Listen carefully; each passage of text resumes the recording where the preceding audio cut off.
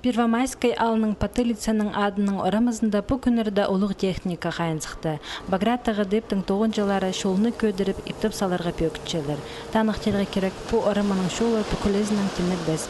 Шарымызы жылы, аның ұзыны 230 метрге тартылып барар, шалба 4 метр болар. Пастып қайылықтас олша аны алдың арақнеміз орының тарчалар. Соның епти төзеп, үстіне хум орарлар шол пөдірік желері. Потылицаның орамызында шол тоғыстары тектіңіні апарыл бейінже. 2 жылмының алынды болғын олық өртір соның манды шүрчоқ қалған үс алының ұшыртығжыларына туралар темнелген. Пөдірік тоғыстары соның шыр шол сайбыл парған аның арпу орамында шолны қайыда итсаларға пөгінімскен ал шөбі. Аның пасқа Первомайскай алының өн орамызындағы асфальтының төзелген шолының оймақтары шабылған. Пасқыда орамаларының шоларынжа грейдер чөрі біскен. Бұл шол тоғыстарына прай 660 мың салковый поздылған. Анна шол шынды зіперген.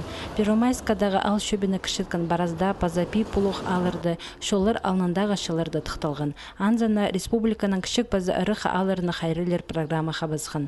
Олық программы жы пұшағынды пи пулухта олғын ырға тынынчың ашық темнері көлікші. Сағын пөдірігі жылдар арызында марғы шарлылық барған.